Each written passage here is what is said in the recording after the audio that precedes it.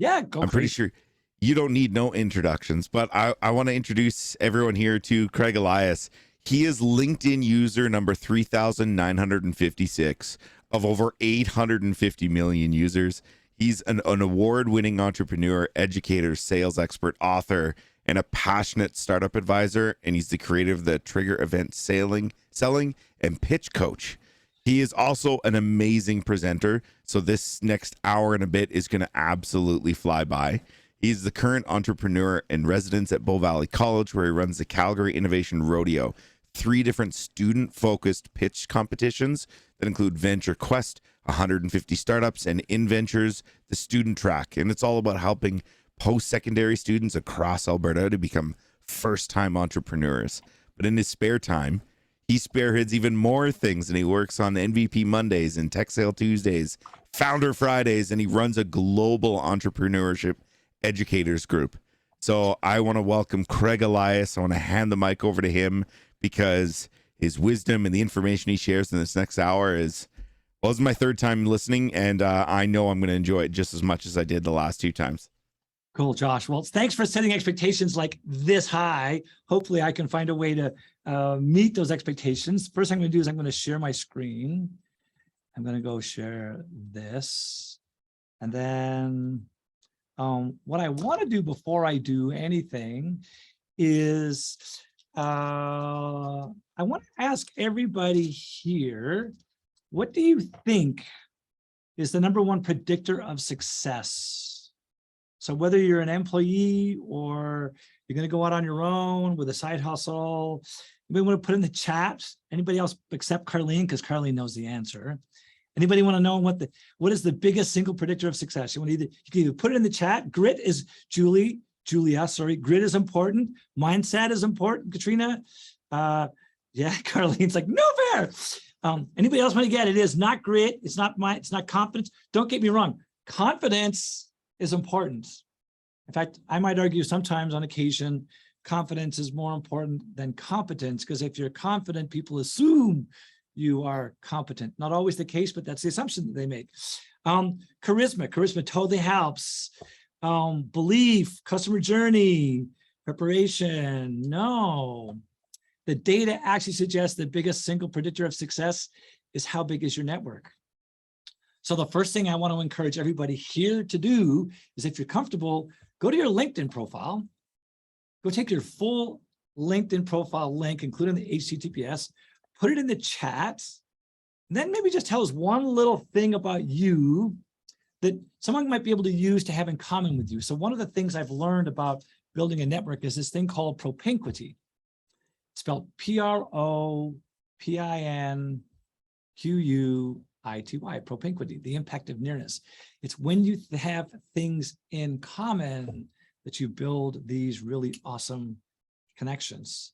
So yeah, definition of success, good question. My argument is it doesn't matter what your definition of success is, whether you have an impact, make money, or a good employee, climb the ladder, whatever it might be. My argument is having a large network is one of the single most important things. So Carlene's got her full link in there. I'm going to wait for a few more to do this. And then here's the one I'm going to do. So your Danos, you need to go in and take the full link, including the HTTPS / or // to make it easy for someone just to click on the link and then be able to do it. There we go. You got it. Perfect. And then the other part of this exercise is, don't be one of those lazy networkers and just put your own link in there. Go find somebody you're not already connected to, connect with them on LinkedIn, but then send a message in the request you make. Tell them this thing you have in common. Talk about this session or the competition or whatever else that you might have in common with the other people. I want to start, while you're doing that, I'm going to talk a little bit about my journey and how I got to where I am today. So I was a lucky sales guy who had this track record for about 20 years being the top or one of the top salespeople everywhere I went. And then I got involved in a competition for billion-dollar business ideas. And the first prize is $1 million US. I ended up winning the entire competition, ended up moving to Silicon Valley down in San Francisco. And if anybody's driven from San Francisco to Oakland, there are 2 bridges that meet in the middle, and there's a tunnel in the middle. That tunnel is under what is called Yerba Buena Island, which I lived on while I was down in San Francisco. And I didn't even take my car because it was only a 6-minute bus ride from there to my office right downtown. That's when I first got involved in LinkedIn. So that's why I've been on since day 8. And I, on a regular basis, have to go into my network and kick a whole bunch of people out to make room for new people, because I have reached on multiple occasions the maximum number of first-degree connections you're allowed on LinkedIn, which is 30,000. While I was down in Silicon Valley, my company was twice picked by Dow Jones as one of the 50 most promising companies in all of North America. I ended up on NBC News, but then something happened. I became a dad. I put in place a CEO. I left it all behind and I came home and I started giving away what I know at the Starbucks around the corner from my house. So for the price of a double tall latte, you can have an hour of my time. And since 2005, I've been doing typically between 6 and 10 coffee meetings a week with early stage, aspiring, first time, sometimes student entrepreneurs. And I moved back because I did not want to be one of those successful entrepreneurs with a ruined marriage and dysfunctional kids. So I decided to focus on being here. This was my son way back when. This is my son at one of his favorite camps. And it's down in Vulcan, and it's got this big fort around the outside, and this is outdoor laser tag. And in this picture would be my son. Does anybody want to guess which one of these might be my son? Anybody who hasn't seen this presentation before, want to guess which one might be my guy? Don't be shy. Any guesses?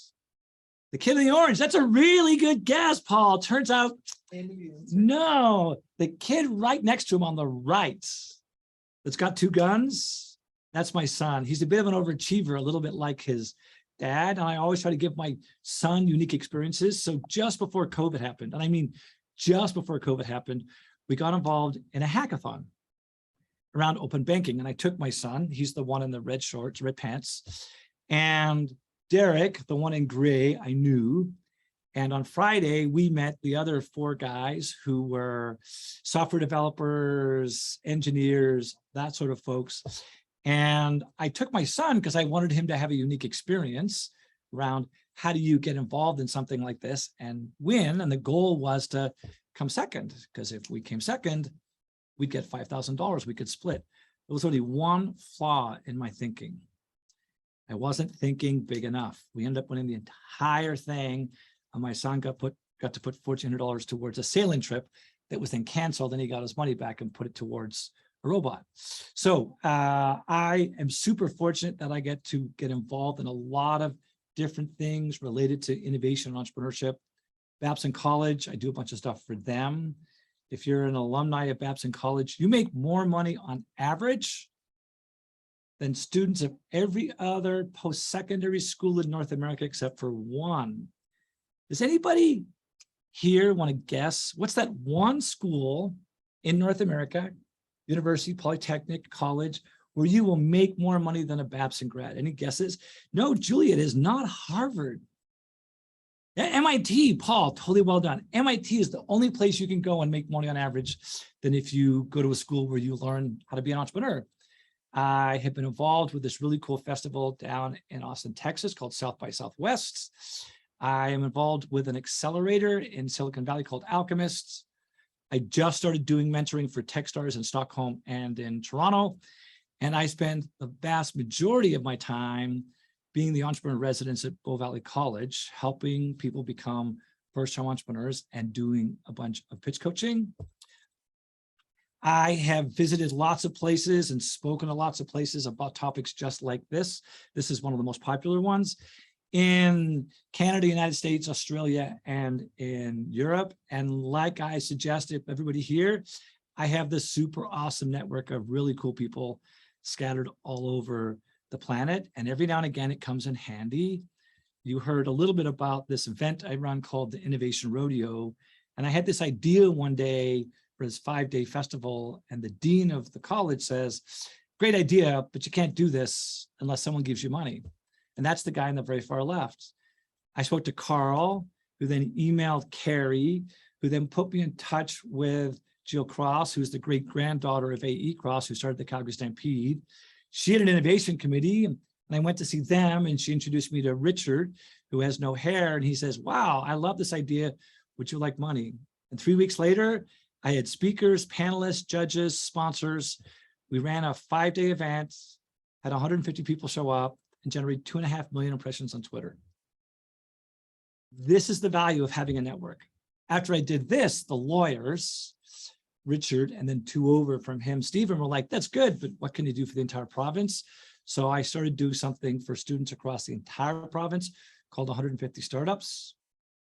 Shared what I was going to go do with a few different people, and they're like, wow, you need to go do this. And they have gifted me almost $1 million in the last few years to go run what I do. And everything I'm trying to do is really around how do we create more role models in as many environments as possible. Because once one person is successful, someone says, hey, I want to be just like Carlene, or I just want to be like Catherine. We then send these folks down to a boot camp in Silicon Valley, 5 weeks. They come back. This is a student at NATE. He was picked as the most investable out of 80 startups around the world. This is Daria, who's a U of C grad, now grad. She came back with a 6-figure investment. And then the lady with the baseball hat on, last time we did this, she came back with a whole bunch of money and got on a private jet with one of the most famous investors in all of North America. And I'm a big believer of creating this ecosystem. So everything we do is, how do we find a way to help more people get started? I'm going to skip past a couple of things. This is the one that I would encourage everybody to be part of. It's called Founder Fridays. Every month, we pick a different author. We buy 100 copies of their book. We interview the author, and then we give away a link where if you give us your address, we will send you a copy of that author's book. These are the things that I spend most of my time doing. But today, it's all about how do you do a really good job of delivering a pitch. But before I get started, what I want to figure out from the audience is, are there specific things they want to take away from today? I've got some content, we'll go through it, but I'm just curious if anybody's got anything specific they want to make sure we spend time. So paring down your message. So Julia, do you want to unmute yourself and tell me when you say that, what do you mean? Well, if you ask me to unmute myself, it might be a while because I'm very long-winded, and passion is not my issue. Excitement is not my issue, but keeping it succinct and relevant, especially when there is a broad audience in the room, because I want to target everyone in front of me. I know that there's some pearl for them. I want to say it all. So just helping kind of condense that message to something that is cohesive, but still relatable. Okay, so here's the first thing I'm going to suggest. So I'm going to say you should do this, but I want to be careful. When I say that, here's what I want you to hear. I don't want you to hear you should do this. What I want you to hear is, if I was you, knowing what I know, this is what I would be doing. Okay, so the first thing I'm going to suggest is, don't try and find a way to do something for the entire audience. Figure out which part of the audience is most important and how do you find a way to get to them. So if you're in a pitch competition and there are judges, you're focused on the judges. If it's a crowd favorite, you're focused on the audience. And one of the things that we'll spend a little bit of time on is, when you start your pitch, I'm a big believer of asking a question at the very beginning that engages people, because they're like, hang on a second, you're talking to me. And we'll spend some time touching on those little things. I know it's a challenge. How long, Catherine, when they get to the pitch part, how long do they actually have? Josh, there's 5 minutes. That's 3-minute pitch and 2 minutes for a Q&A. So 3-minute pitch. So here's the other secret I'm going to teach you, is that we could or should talk at about 125 words a minute. So if you only have 3 minutes, that means you only have 375 words. So you need to figure out, what are you going to say with those 375 words? The other piece that's really important, I'm assuming, Josh, there's a scoring rubric for this competition. Yes. So keep in mind the scoring rubric. So if 30% is towards your solution, you need to spend 30% of the time and 30% of the words talking about that piece. Or if 30% is around your market research, stay focused on the rubric because that's the goal, right? Communicating, so better understand the Launchpad format, so better shape our message. Does everybody have a copy of the rubric, Josh, or should they have a copy of the rubric by now, or will they? Of all this technology, and I still keep myself muted when I'm trying to talk. Yeah, they will all get a copy of the rubric before they start to make their pitches. Yeah, and I think for me, the question that Mary Lou has put in, communicating the pitch that honors who we're serving, but still impactful for investors. So I have a perspective based upon a lot of investors that I have talked to. And I'm curious if people here would like to guess, if we're pitching for potential interest to investors, what do you think are the 3 things investors care about the most? Who wants to put in something in the chat to tell me what they think?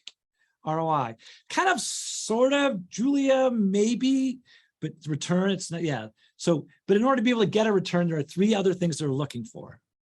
What are they looking for? Impacts. It's not on the top 3. Scale or traction, I'm going to say is number 4. Cost, no. Innovation, Janessa, turns out it's not in the top 3. So far we haven't got any of the top 3. Market, Emily, yes. How big is your market? It's the number 1 thing they care about. How big is your market? The person presenting does make a difference, but that's not second or third. Anybody want to guess what the second one might be? It's kind of touched on ROI a little bit, but it's around your business model. How do you make money? They want to understand if you have a robust economic engine that they can latch onto so they can then get that return on their investment. And investors typically are looking for what is called 10x, 10 times their money back by the time you exit from your company. And we want to take a guess at what the third thing is. So how big is the market? How do you make money? Any guesses for number 3? Don't be shy. Risk. It kind of touches on risk. It is around what is called defensibility. How do you make it hard for someone else to do the exact same thing that you do? How do you make it hard for a competitor to get into the marketplace? And how do you make it hard for a customer to leave you once they become a customer? Those are the 3 things they care about the most. Market size, business model, defensibility. After that, it tends to be traction and then team. So don't get me wrong, team is important, but if you show up with a really big idea, with a robust business model, with a very defensible business and you're making money, they will build a team around you. In fact, I talked to an investor just on Thursday last week. I introduced them to a CEO and they invested. And the first thing they did was they went and found a totally different person to be the CEO of the organization. This person had big market, business model that's robust, and had found a way to make their business more defensible. Anything else you want to make sure I take away? So I think I captured most of what people wanted. Is there anything that I missed? No, in that case, I will get started. So when you start a pitch, I think it's really important to tell your backstory. People are always curious who you are, where did you come from? How did you come up with this idea? So the presentation starts with, hi, my name is, and then you get to tell them about what your product or service does or how it might be relevant to them. When you finish your pitch, you should always have something at the end. You should always have an ask. What do you think you should ask for at the end of a pitch? I know we want money at some point or to win the competition, but what else could we ask for in such a way that even if we don't win money, we still end up winning as a result of being part of the competition? Mentorship, I totally agree. It's one of the first things we want to ask for. Would love it. Feedback on my pitch, suggestions on my business idea, and introductions to mentors.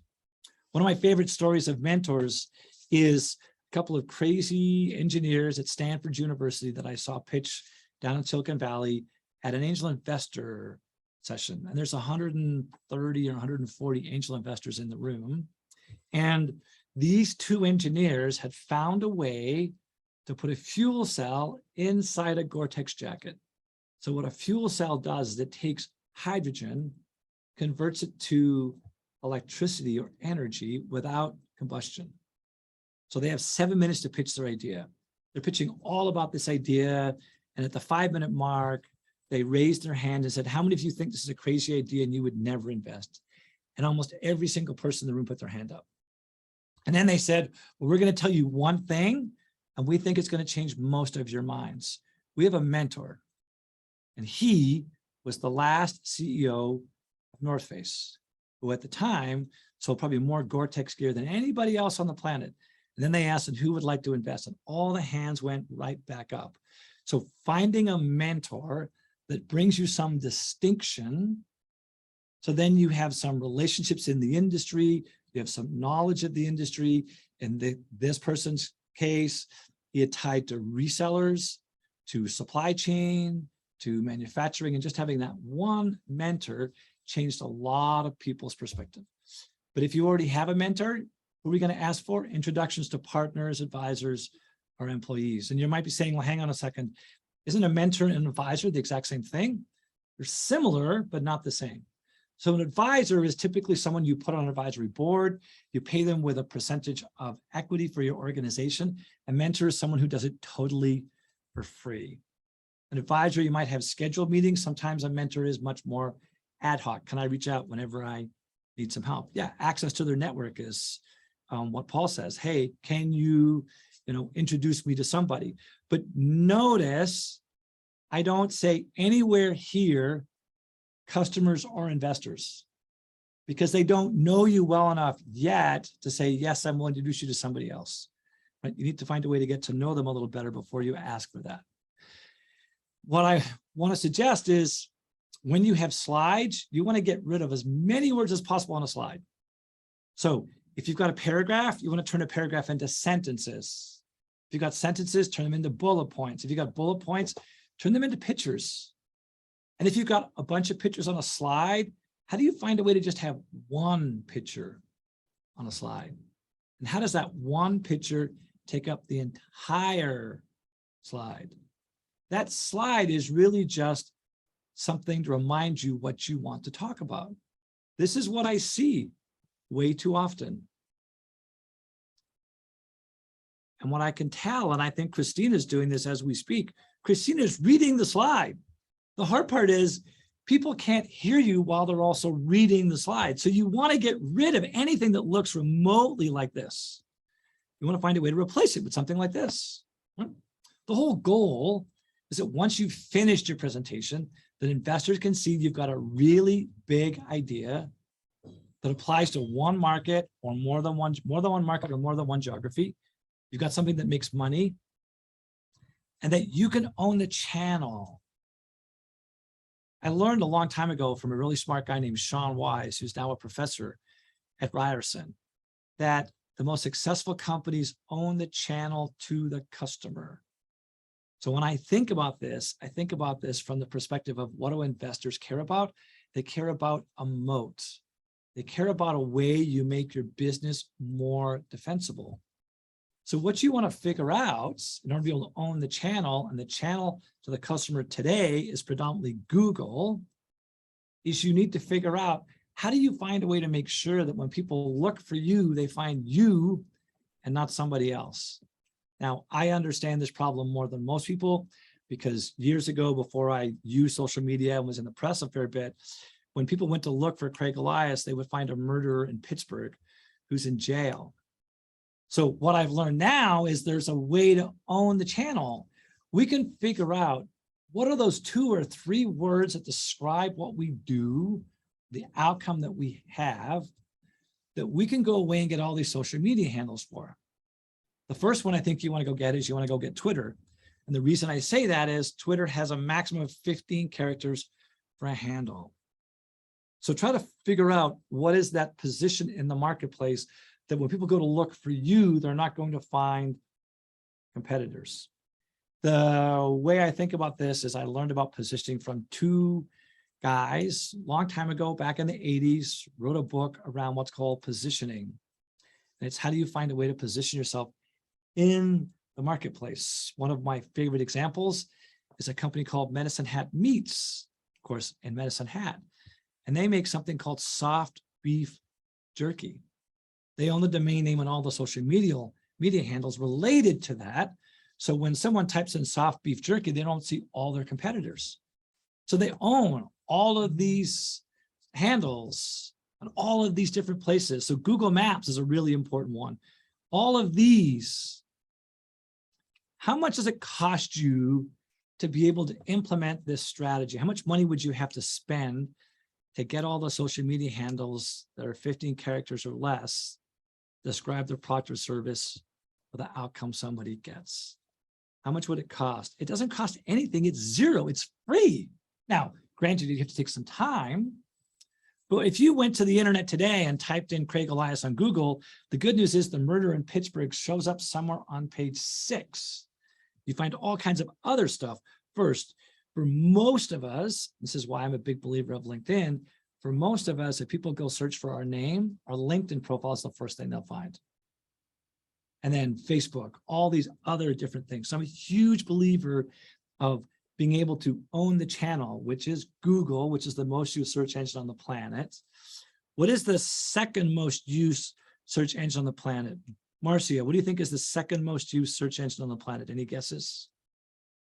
It's not Bing, Emily. Good guess. Yes, YouTube. Second most used search engine on the planet. So how do you find a way to put content up there that's relevant to what you do so that people can find you instead of finding the competition? What happens when other groups duplicate yours to get the same target market for coming up with a really similar name or similar concept? If you have done a really good job of positioning, like soft beef jerky, then they got to go find something completely different. And every time someone searches for soft beef jerky, they're going to find you. And the only thing that I would say is maybe better than beef jerky is bacon jerky. Right? So if you are doing bacon jerky, great, go get the domain names, do all that stuff. I'll give you a different example. Had a phone call from a gentleman who was a vet, and he wanted to become a mobile vet. And he lives in call it a town. It's got like 20,000 people in it, 25,000 people. So there's already more than one mobile vet in the marketplace. He says, well, what do I do now? I said, well, then you need to bifurcate the market. So you need to split it in two somehow. So I asked him a question. I said, are you more of a dog fan or more of a cat fan? He says, I'm more of a dog fan. I said, great. You just became the mobile dog vet. Now, someone asked a question if someone says, what if someone wants to duplicate your idea? Here's the reality, Julia. For the most part, people have their own ideas. They think your idea sucks for 100 different reasons. It's not until you typically get to a certain size where all of a sudden someone says, hang on a second, there's a $100 million market here or bigger. Now I want to get into it. But if you've done a good job of positioning yourself, and then owning all the relevant domain names and social media handles, it makes them really hard to get into the exact same market. Does that answer your question, Julia?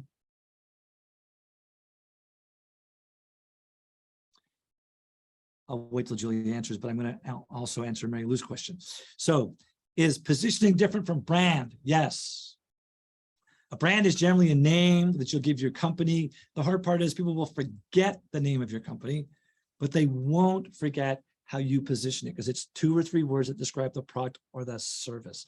So I would suggest that brand is important in the long run, but in the short term, I think it's really important to position yourself because I think as Julia says, what if someone comes up with a similar product with a similar name and you really can't change that? So brand is important, but I think positioning is more important than brand in the short term, especially when you first get started.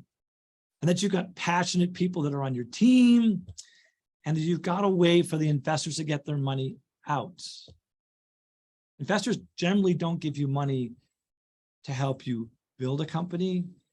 They give you money to build it so it's big enough that you can sell it to somebody else. And that's how investors get their money, right?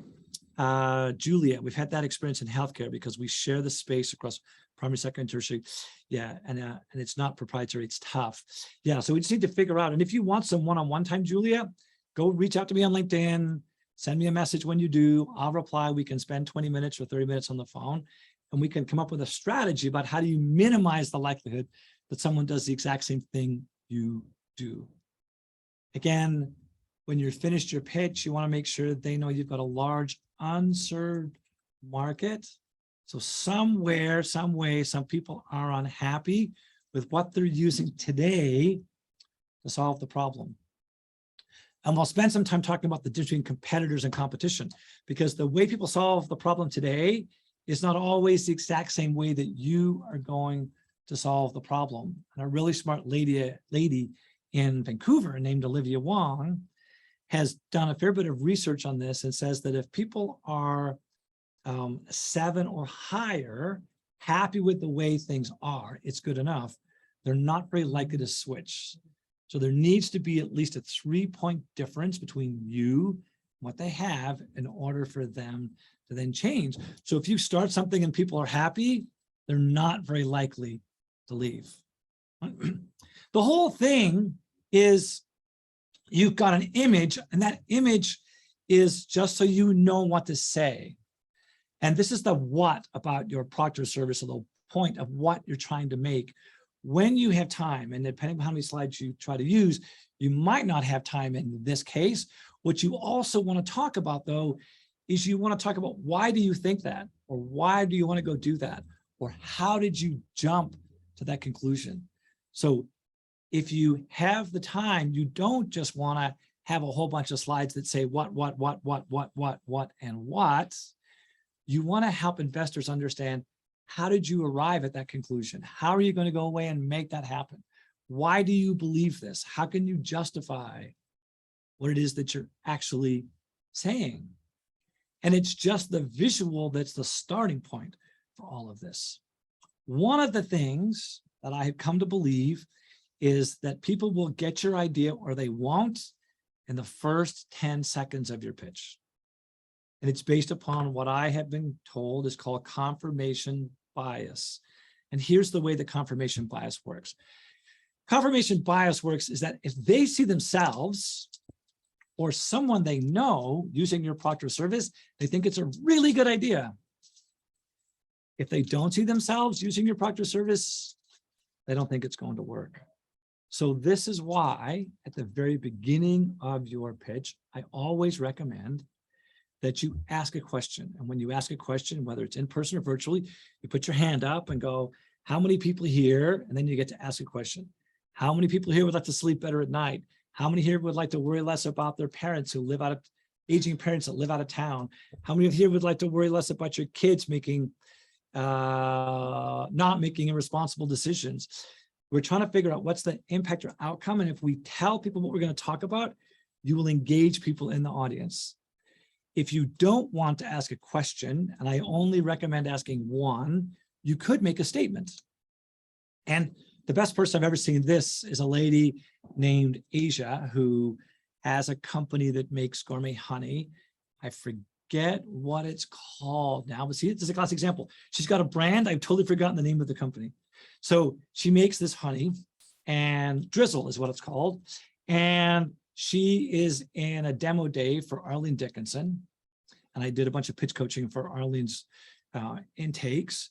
And instead of asking questions, she wanted to make a comment or a statement at the beginning of her pitch. So there's 200 people in the room.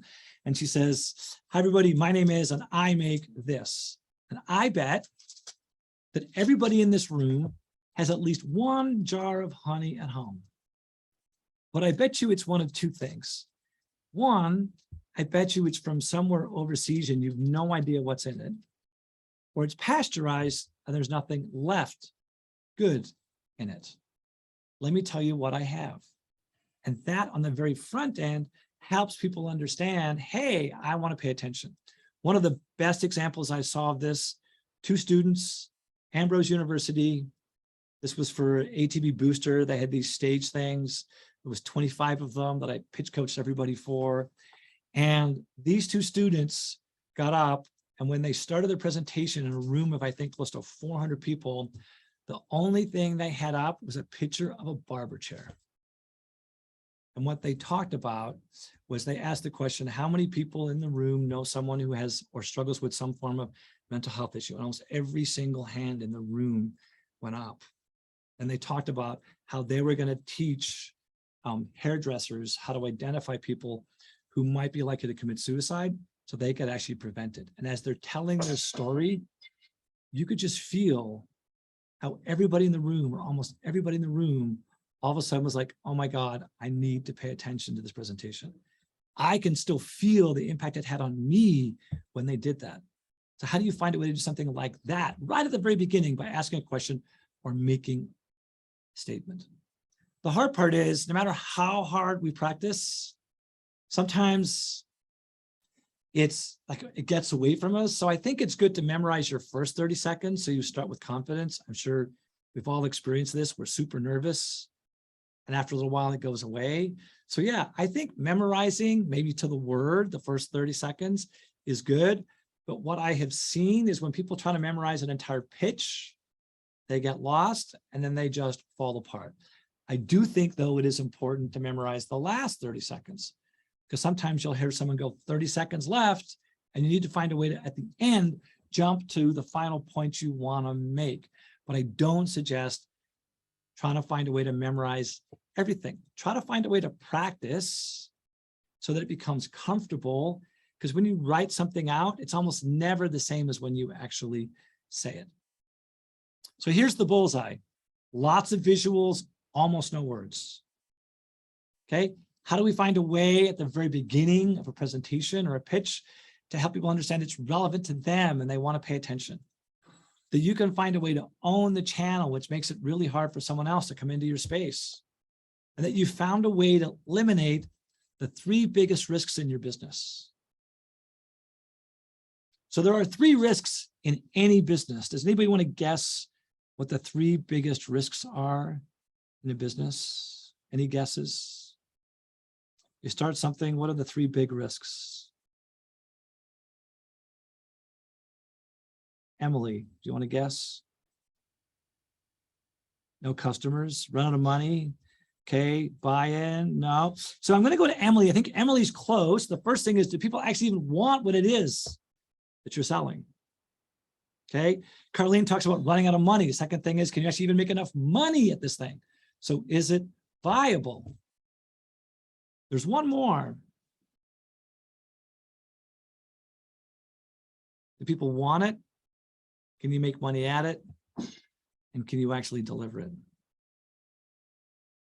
These are the 3 big risks. So if you can talk in your presentation how you have found a way to validate that people want it, you've done some financial analysis to show you can make money at it, and you have a sense of how you can actually deliver it. One of my favorite books, it's by a guy named David Bland. I have a bunch of these books. So if anybody comes to Calgary, we're in Platform Calgary. We have an outpost down here. We, on a regular basis, run these things called MVP Mondays. And it's really all about how do we find a way to run experiments to validate those 3 assumptions. So we can then go to somebody. So when we did the hackathon, myself, my son, and Derek actually went to Chinook Mall and we interviewed 60 different people, asking them a bunch of questions that helped us validate that people wanted it, helped us validate we could actually make money at it. The good news is the engineers knew how to actually make it. Awesome book. If you want MVP Mondays, we hold those the 2nd and 4th Monday of every month. We have one coming up. If you want to be one of the people that gets help from a panel full of experts around how to do these experiments for your own idea, just reach out. We'll find a way to put you on one of those. People want to know that your success is inevitable. They don't want to miss out. Anybody ever heard of something called FOMO? Fear of missing out. I have learned of this on more than one occasion. Like every investor, when you're pitching to investors, has a story of one that got away. So can you find a way to use FOMO to your advantage? They want to know that you can be the standard, that you can be the soft beef jerky, right? Or you can be the mobile dog bets. These are the things that investors can look for, right? This is the example that I was talking about before. soft beef jerky. But the really important thing is there's no red flags during your pitch. It's kind of like, I don't know, what is it? Britain's Got Talent, America's Got Talent, whatever those things are. It's not about getting all these things done. It's about getting all this done with there being no X's along the way. So what are some of the most common red flags? From a founder perspective, if you don't have a mentor, people think you're uncoachable. They're like, why don't you have a mentor? So you want to try and find a way to get a mentor. If you don't have a mentor, you want to make sure that you ask for a mentor, because then it makes you appear to be more coachable. You don't know the 3 most important things that drive your business, the key performance indicators called KPIs. Some of the ones that tend to matter most. 1, what is your customer acquisition cost? How much is it going to cost you to get a customer? Often called CAC, CAC. The second one that matters very often is what's called LTV, the lifetime value of a customer. How much profit do you generate from someone who becomes your customer? If it costs you $100 to get somebody as a customer, that's your CAC, but your LTV is only $90. So the profit you're going to make from them over the 2 or 3 years you have them as a customer, then you have this negative CAC. Right? We want to try and find to get to the point where our customer acquisition cost is around 1/6 or 1/5 of that key performance indicator. The other one that's really important is gross margin. When you sell something for $1, how much of that is profit you can then use to continue to grow your business. So make sure you know your KPIs. How will you save money? So yes, there is an element to this, and we'll talk about saving money in the competition when we get a little further along. A guy named Dave McClure has these things called pirate metrics, right? Acquire, activate, retain, get referral, generate revenue. Ash Moria has something called a customer factory, where you can go to, I think you can go to, where does he go? I may have to come back and look at this. And I may have to get back to Catherine or Josh, because there's a place where you can go and you plug in a couple of numbers. And what it does is it builds you a chart like this. It tells you how long or how fast you can get to the revenue that you want, but how long it's going to take and how many customers you need to be able to make that work. Good question. So I'm going to come back to what Catherine says. How do we visualize that impact that we're saving the money by investing in us? So one of the things that I highly recommend, any kind of chart, pie chart, graph, when we use an Excel spreadsheet, people's eyes just gloss over and it doesn't work. Can we find a way to show how much is being spent and how much less it might be if they solve the problem our way instead of the traditional way? If people emailing you take too long to respond, they're like, you're not that interested. They've got lots of opportunities to invest, be a mentor, all the rest of that stuff. Being responsive is one of those secret weapons that you can use to get preferential treatment. There are, in the world of investors, there's 2 primary categories. One is a venture capitalist who generally invests $1 million or more. There are also this smaller group of generally wealthy individuals called angel investors. And the challenge is a venture capitalist isn't going to give you money until you've had an angel investor or 2 give you money, because their perspective is there's still things busted with your business. And it's only when an angel gets involved that their advice and their network can help you fix all the things that are busted. So then you're ready to go get $1 million or more to go to the next step. In a pitch, one of the things that happens is people have unbelievable financials. So there is a tool, and I'm just going to escape out of here for a second. There is a tool called an SME benchmarking tool. I'm just going to bring this up. And if I do a quick search for SME benchmarking, it's a tool put together. So if you go down here, and I'll let people follow along if they want to follow along. So I just went to Google, typed in SME benchmarking. The second result is how to create a report.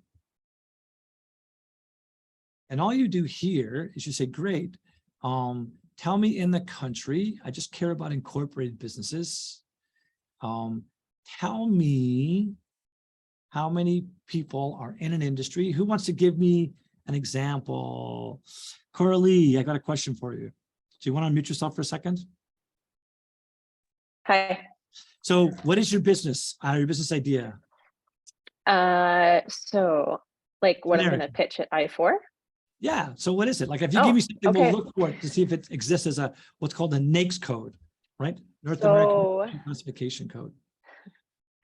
Put it on the spot here. So what we want to deliver is bringing nurse coaching into the hospitals. And what nurse coaching is it'll be to work with the nurses and the frontline staff to help them with everything that they've incurred with compassion fatigue and burnout, because we're losing nurses at an exponential rate. I totally agree. It's a challenge. So now we need to figure out within what's available. So coaching isn't available. So you're more of a consultant, correct? Okay. Yeah. Then we've got to figure out which kind of consultant do we care about. Environmental, scientific, no. I would say general management consulting services. And then when you click on create a report, I'm just going to go back and change one thing. Hold on. I want to go back and I want to show something by value in thousands of dollars. Let's see if I did this right. Hold on.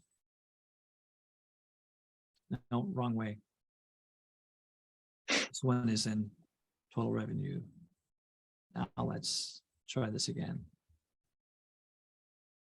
So what this does is it tells you how many people are in that industry. So in your case, can you see how there's 19,731? And at the bottom quartile, so generally as your first timer, you'll be in the bottom quartile, they make on average about $51,500. How did they get to 51,500, Coralie? Any guesses? Not one. Not one. Okay. So if you see here, they say the bottom of this group is 20,000. The top of the group is 73,000. So if I add them both together and divide it by 2, I'll get the average. Okay. Right. When I get to like year 2, when I've been doing this for a while, now all of a sudden I've got 73 plus 144 is 217.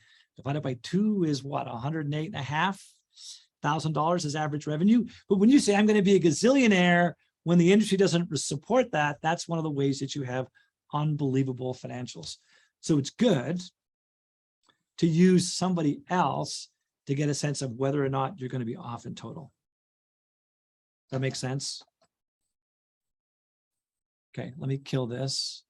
So again, if you want to find it again, just go SME benchmarking tool. Okay, I'm going to go here. I'm going to present from play from current slide. Here we go. The other way that people, you have a red flag when someone says, everybody is our customer. Everybody will not be your customer. Some people are more likely to become your customer.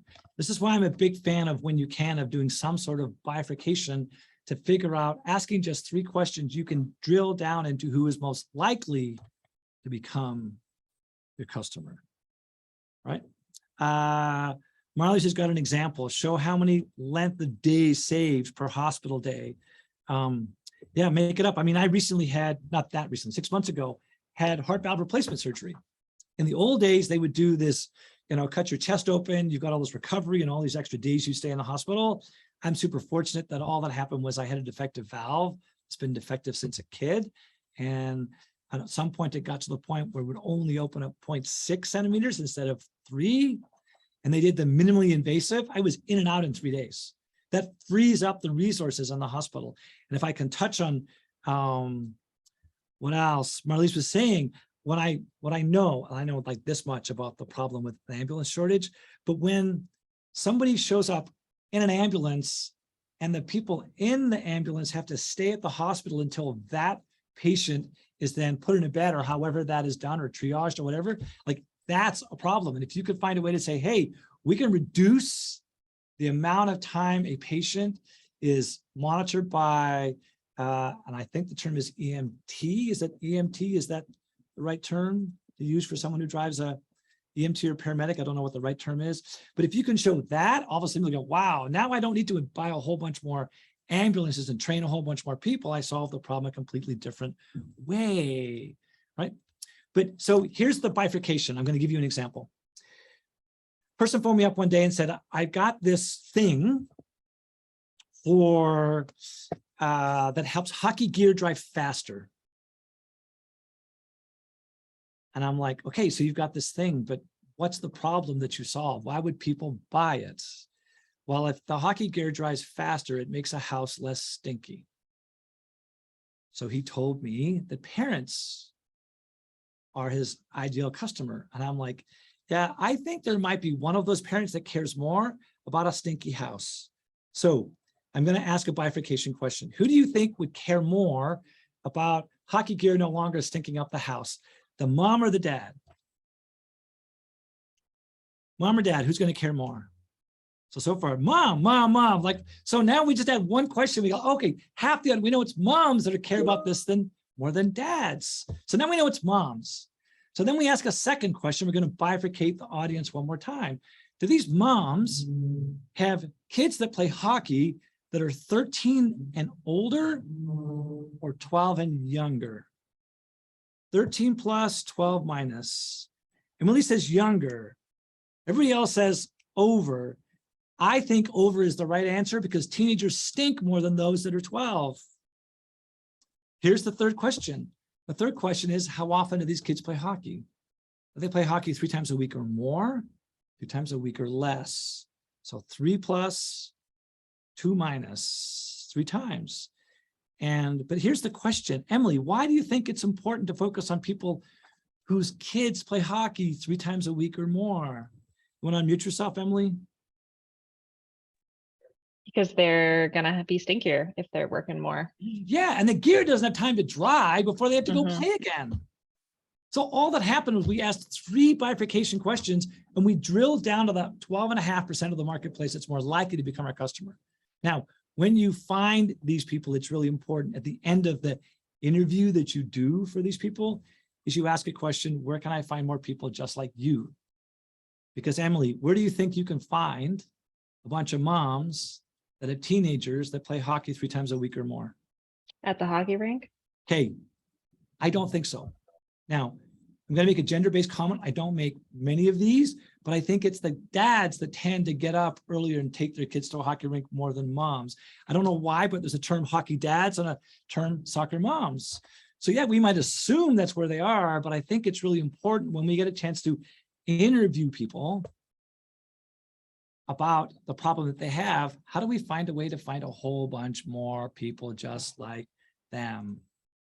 When you say to people, social media is your primary marketing strategy, you have no followers. How can social media even remotely work? You might be able to say you've got an influencer marketing strategy because you've got a guy or a gal who's in the industry who already has as customers those you want as customers.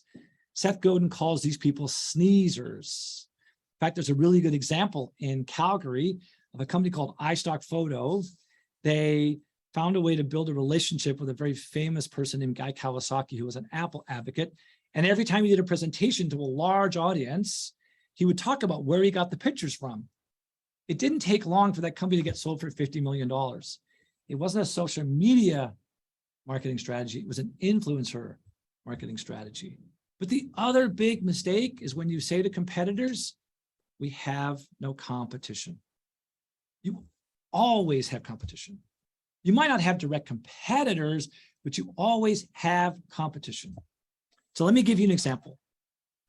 Let's pretend we all owned a jewelry store in downtown Edmonton, on White Avenue between 103rd and 105th. Or what's Calgary Trail? What's that one that goes south to Calgary? Is it 105? Maybe it's from Edmonton, want to guess? 103. Thank you, Emily. So between 103, but between those 2 streets, we all own jewelry stores. We're all doing $5 million in business. What do we compete against? What's the competition to jewelry stores? To your jewelry store that you own on White Avenue, what's the competition? Maybe Amazon. Okay, Vanderburg's, I think, is a different jewelry store. But Carlene's hit the nail on the head because the question is, why do people spend money on jewelry? What's the problem that they solve? what happens is that people spend money on jewelry to say, I'm sorry, or I love you. The question is, what are all the other ways that people can do the exact same thing? Flowers, chocolate, perfume, cars, purses, pets, shoes, and trips. It's my 10-year anniversary. My wife and I are foodies. She plays French horn for the orchestra. If I want to date with my wife on a Friday or a Saturday night, it has to be booked 6 months in advance. So we seldom get to go out. So it's our 10-year anniversary. What do you think I'm going to do? I've been saving for a few years. What am I going to spend my money on for that 10-year anniversary? Totally. I'm going to go on this trip. And the place in the bottom right-hand corner, it is called San Sebastian, Spain.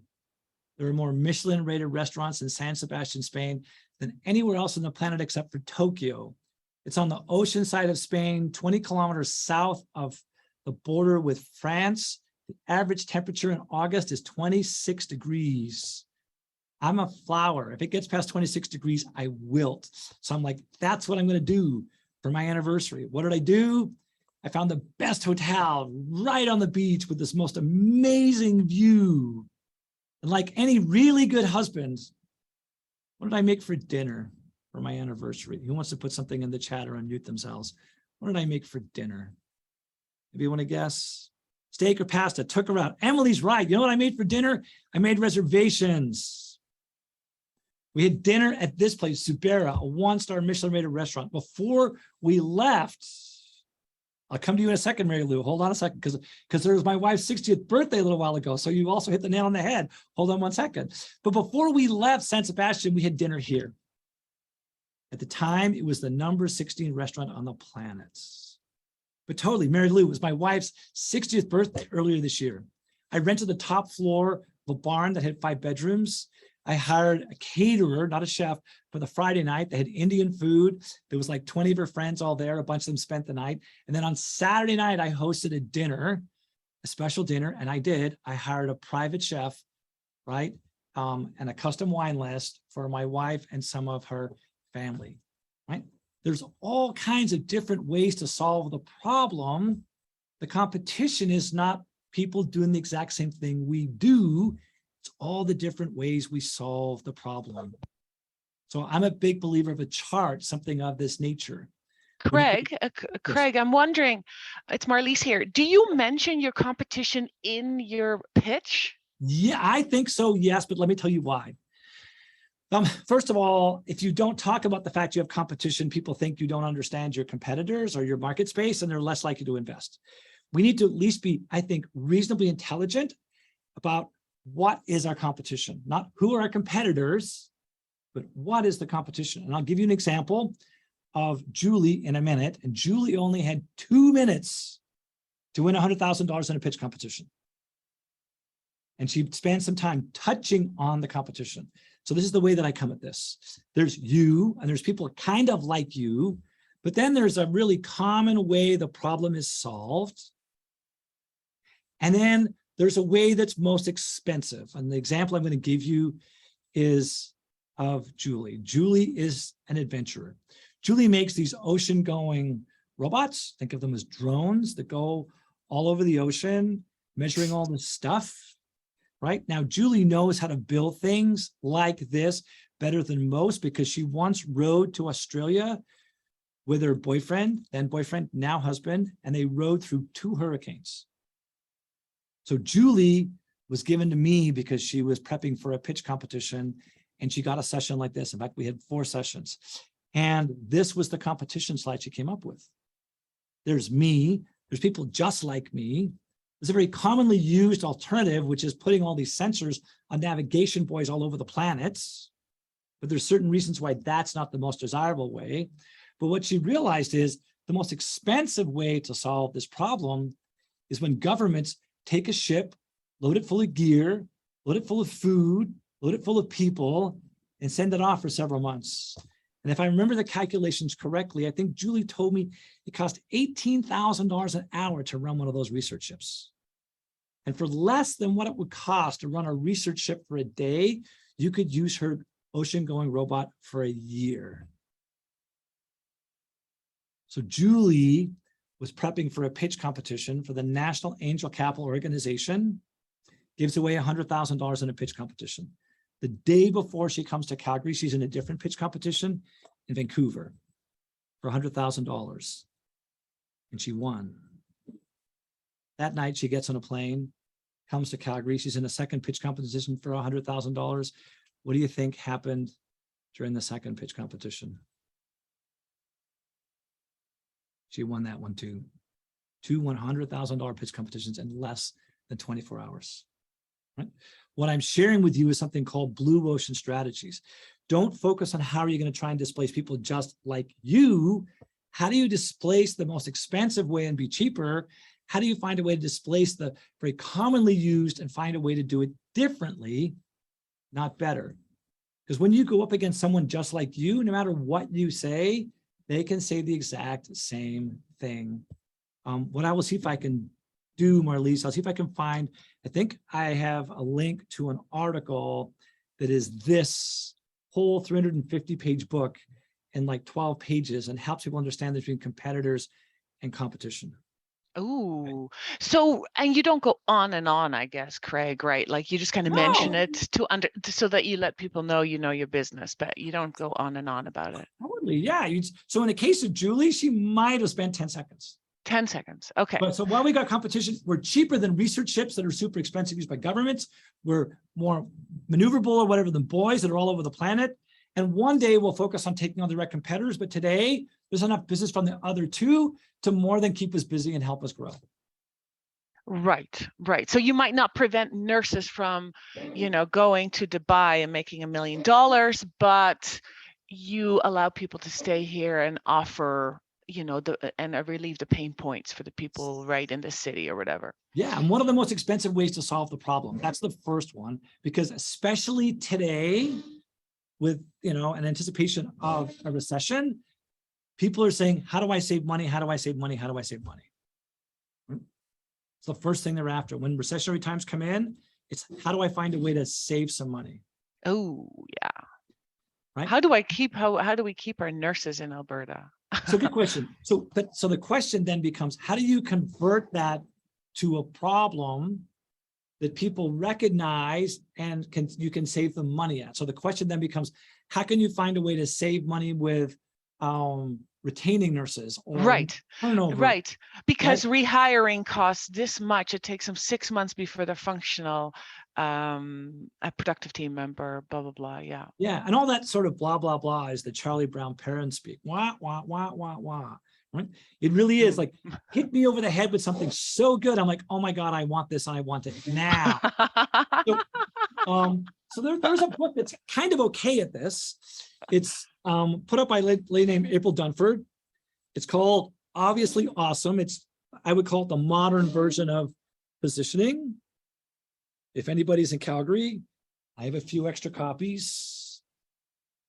Oh, do I? Where is that book? Hold on. I have some extra copies floating around somewhere. Hold on. And our speaker disappears. There we go. Yeah, so I have a bunch of copies. So if people want to come see me in Calgary, I can find a way to get people a copy. And if some people want to come down and want to take a handful of copies back for others, that's also entirely possible. Put this back where I found it. But here's the question I think people are going to start asking. So Craig, this is great, but where do I find all these pictures? This is where you find the pictures.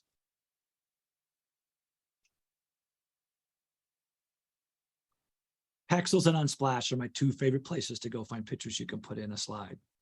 Totally free. Right? Mary Lou, where can I stalk you? So Platform Calgary, right downtown, south of the Calgary Library, appears to be a big, tall parkade. Second floor is a 50,000 square foot innovation space. That's where my outpost is. You will see my collection of books and all the lights. And what you will see when you get here, if I happen to be online, there's a really cool on-air sign that's orange and white that sits up on the top right-hand corner of the space that I've got, so people know when we're on air. And that's what I came to spend some time about. We went a little bit over time. I've got until 11 o'clock in my calendar.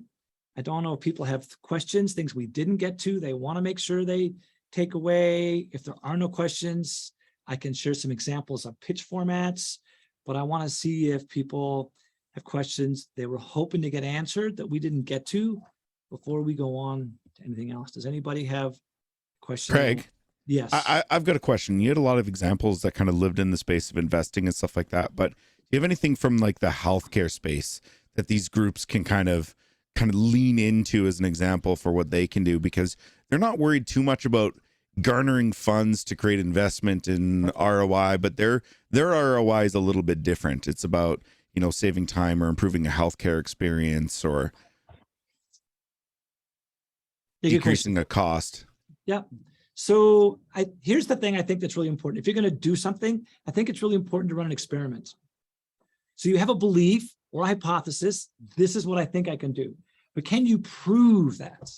I think when you can find a way to run some basic experiments to show the kind of money you can save or the impact you can have, even when it's on a small scale, then I think you're off to the races. So I'm one of these, I am a torrid experimenter. I'm okay with breaking things, with failing. And I totally get that in the healthcare sector, you want to be careful because sometimes failure means somebody dies. We don't want to do something like that. But how can we find a way to do something that allows us to gather some metrics that says this is the impact I can have? So I am right now shortlisted for $1.5 million worth of funding to go run a special program teaching early stage companies how to acquire customers faster, better, cheaper, using what is called the sales playbook. And when I started out by just running these series of talks twice a month called Tech Sales Tuesdays. And we began to get all kinds of feedback and we got all kinds of suggestions. And then I went to somebody and said, can I get $50,000 to go run an experiment? And they gave me $50,000. And that experiment has gone along so successfully that now I'm talking to two different people for $1.5 million. And now we're talking about $3 million, if not more, in total.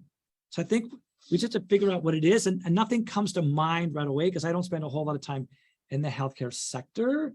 But if one person, whether it's you or Catherine, wants to email me something, and the next time I see an example, I can then send it over email and you can forward it up to the team. Unless other people here have an example of something that's done really well. Does anybody else have an example they might want to share? Anybody?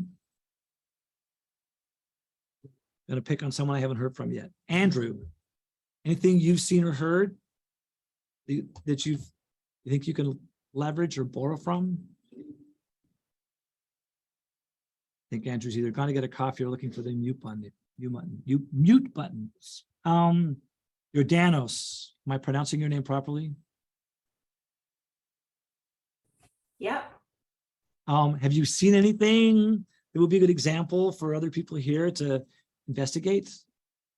In terms of other like healthcare. Yeah, someone that's been successful, some initiative that we could then go away and learn from.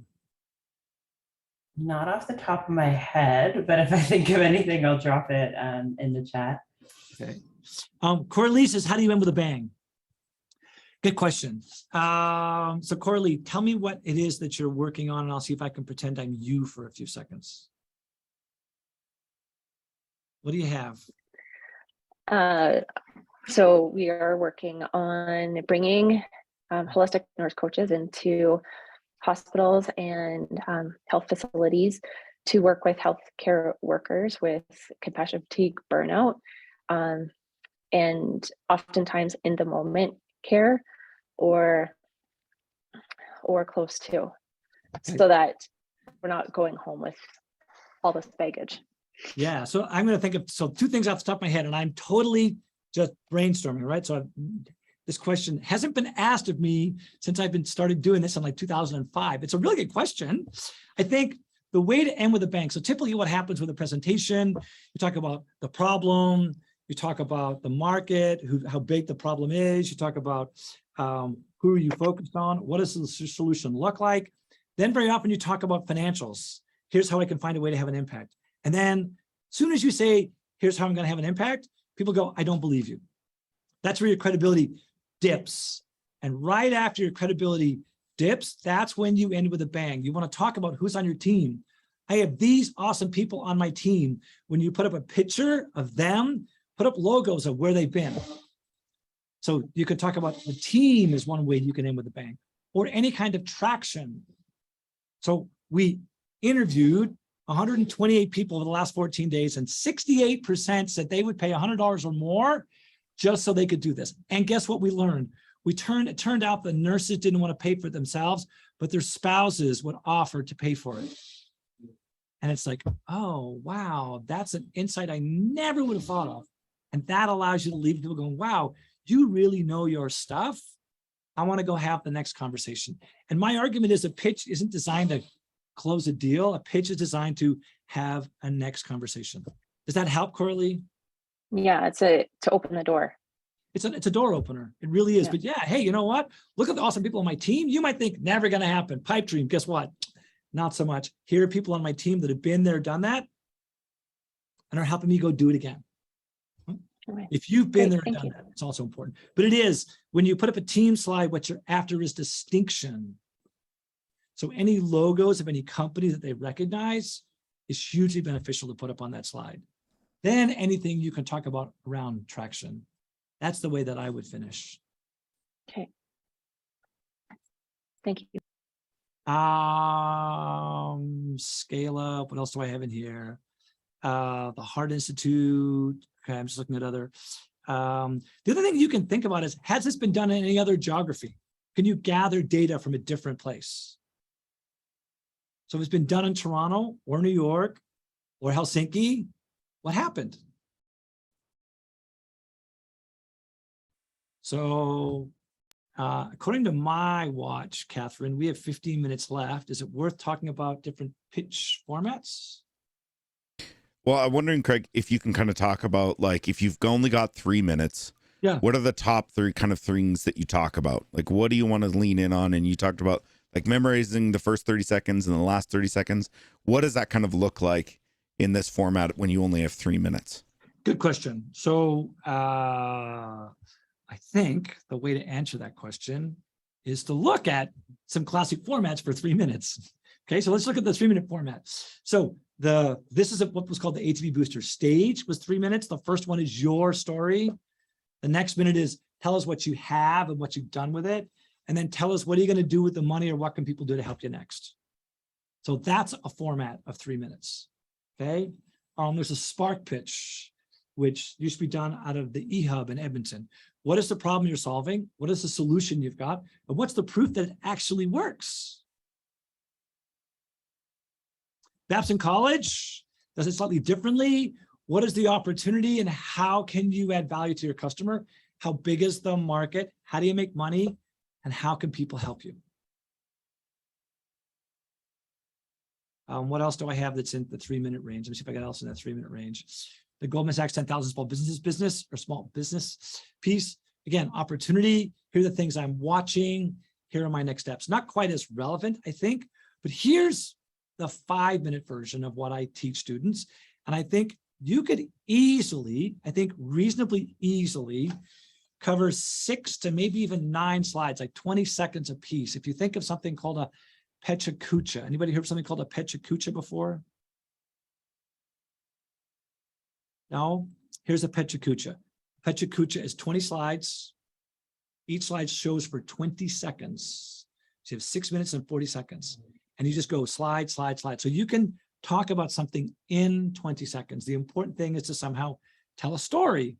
So if I want to hit 3 minutes, I would have less time. Now, in this case, the amount of time people spend on something is based upon the scoring rubric.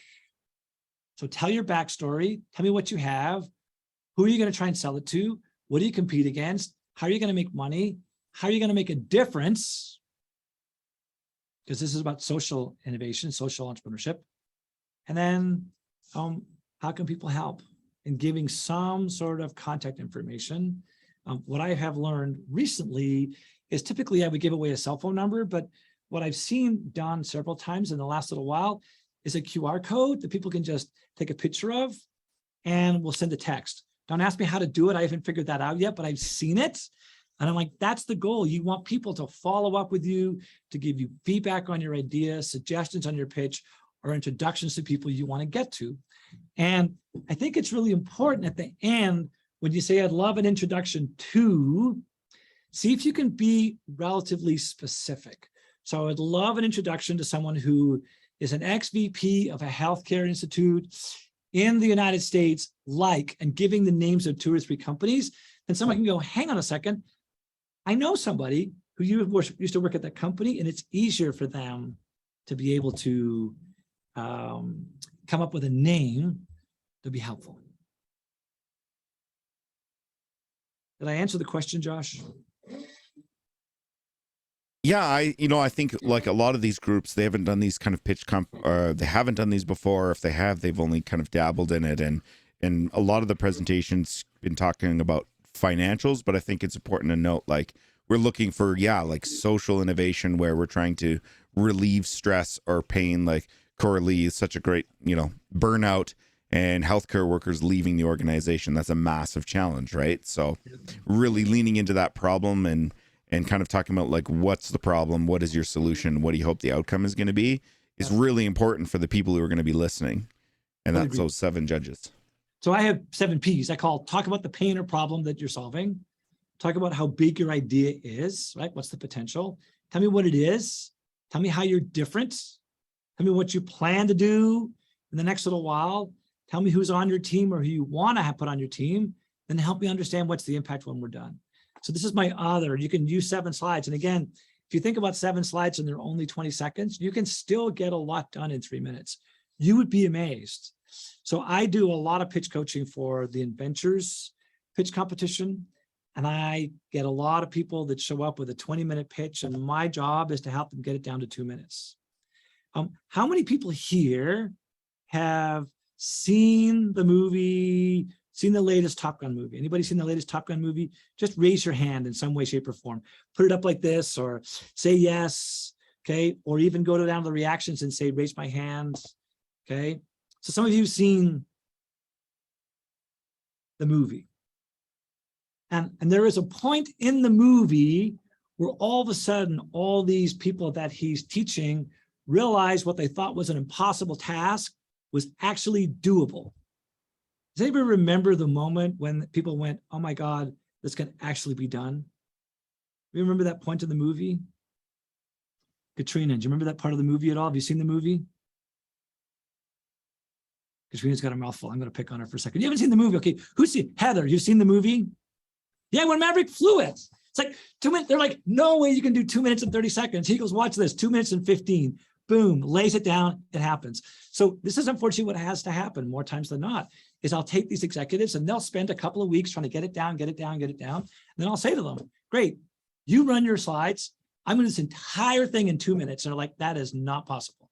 And the nanosecond I show them how easy it is to do that in 2 minutes, they're like, wow, okay, all the important stuff you kept and all the fluff or vanity metrics or words that I didn't need were gone out of this entire presentation, and it has way more impact.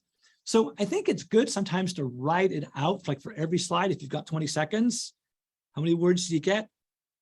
30 or 40. Let's do this. So 125 divided by 3 is 40. You get 40 words in 20 seconds. That's all you get. And you just go, there's my 40 words. And you can very easily share it with somebody else and say, what words don't you need? That's a way I think you can totally accomplish. How do you figure it out, right? Yeah, it's where Paul, it's exactly where Tom Cruise performed the stunt, right? When people see it, they're like, oh my God, it's possible. Right? Imagine people that do this in 60 seconds and you've got 3 minutes. You've got all kinds of time. At least that's my argument. Okay, 10:52, 8 minutes left. Anybody else got something they want to spend a little bit of time on, dig a little deeper into, right? How do we do Q&A? Good question, Carlene. So sometimes a competition is won in a Q&A. So there is a secret to answering questions. First of all, answer the freaking question. Don't go off on a tangent. It's amazing. Like when you see people do this, and I will admit I was guilty until someone said, Craig, and My apologies. These are his words, not mine. Just answer the fucking question, right? Like, don't go off on a tangent and talk about something else. This is not a time to be a politician, okay? This is the time to go, you say, well, how many customers do you have? You go, we have 8 customers. This is how we got them. And this is why we're trying to repeat them. So as short an answer as possible, tell them the what, tell them the how and then the why, or tell them the what and then the why or the how. Who are you focused on? We're focused on single moms that have 3 daughters who go to ballet, because what we've learned is the moms did ballet themselves and they think that's the most important thing they can teach their daughter. It's amazing how you can give really succinct answers like that. The shorter the answer, the more confident people feel you are. I was in a job interview where I was on the panel, and one of the conversations was purely around the brevity of someone's answer and how they knew the single most important thing. And if you don't want to focus on one thing, what impresses people is when you can say 3 things. And if anybody wants to ask me a question, I'm going to give you an answer. And I'm going to mention 3 things. So who wants to give me a question that I have done no prep for, but can completely answer in a way that you're going to believe me? Anybody got a question? Catherine, you got a question for me that you want me to answer? I have no idea. Josh, Okay. you're good at What's these the things. average? So the average speed of a swallow varies based upon 3 things. It varies upon how high they fly, how close they bring their wings together, and how long they've been in that dive.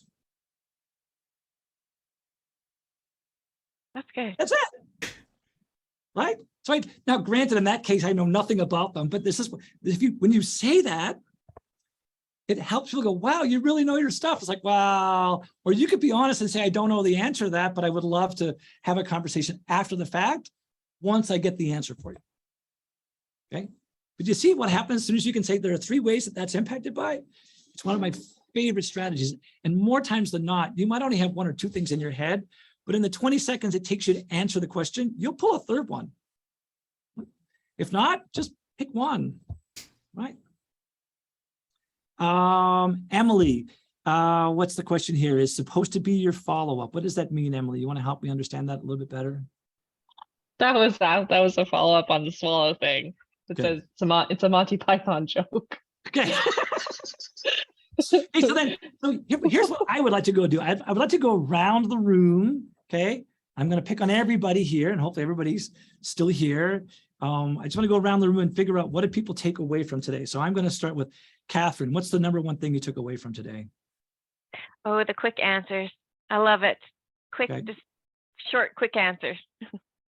Marcia, what did you take away from today? The starting, how to engage them right from the beginning. Okay. Julia, what was your big takeaway? How to be brief. Okay. It's important, right? Coralie, what was your big takeaway? Starting with a question. Okay. Cool. Katrina, what did you take away? Speaking to the competitors, about the competitors. Carlene, I think you've seen this once or twice. What did you take away today? Or what was reinforced and now was more important than before? Yeah, I like the drizzle example of starting with the statements. I think that might actually work better. So it's giving me some ideas. Okay, cool. Paul, what did you take away from today? Preparation and finish with a bang. Okay. And then preparation for me very often is repetition. The more you practice this, Practice. Yeah. So I just want to stop myself, because practice is not the answer. Practice is something you do in a safe environment where you don't make mistakes and you don't learn. Repetition is when you do it in front of other people. So any chance you get to do it in front of other people goes a really long way. I thought myself as a reasonably confident speaker until one day I went to a conference, 450 people, called the Student Energy Conference. I was a guest of the organizer, sat at the head table, and 10 minutes before the keynote speaker is supposed to arrive, Jeremy comes to me and says, Craig, can I ask a favor? I'm like, sure, what do you need? He says, I need a 25-minute speech on the power of a legacy. I have a keynote speaker. They're still at the airport. They're not here, and we start in 10 minutes.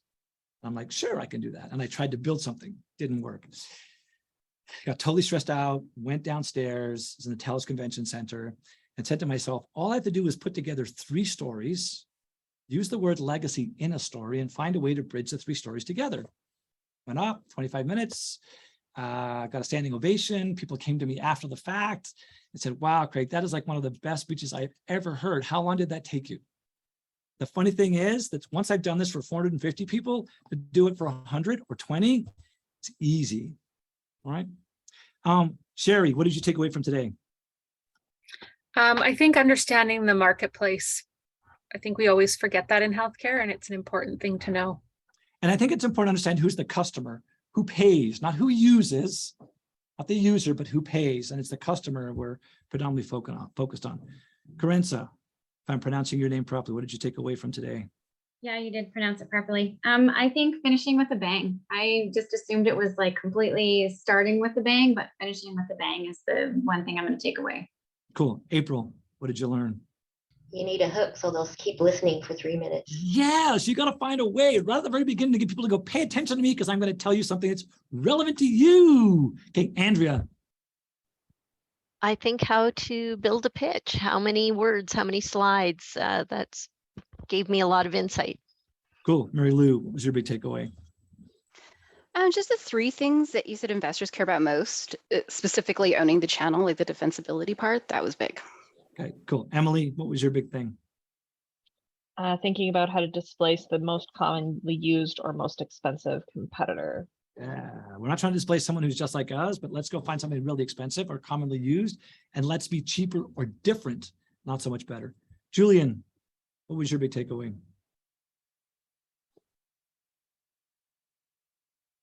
They might not be there. Dawn, you want to go next? Sure. Yeah, no, I was really impressed by just kind of understanding the red flags that you presented. Just starting out and knowing that, you know, you're looking for a mentor sometimes is the bigger piece, right? So yes. That was great.